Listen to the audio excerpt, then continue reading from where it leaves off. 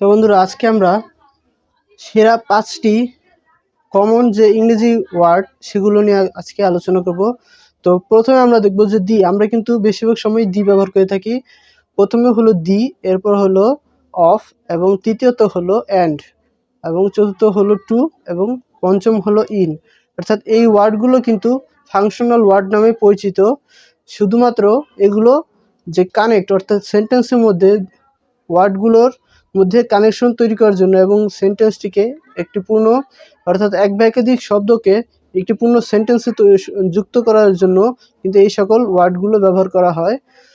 তারা কিন্তু আরও স্পেসিফিক কিছু অর্থ প্রকাশ করে তার নিজেদের, কিন্তু তারা একটি ক্রুশিয়াল রোল পালন করে, অর্থাৎ সেন্টেন্সের স্ট্রাকচার তৈরি করতে কিন্তু তারা একটি গুরুত্বপূর্ণ অবদান রাখে এই ওয়ার্ডগুলো।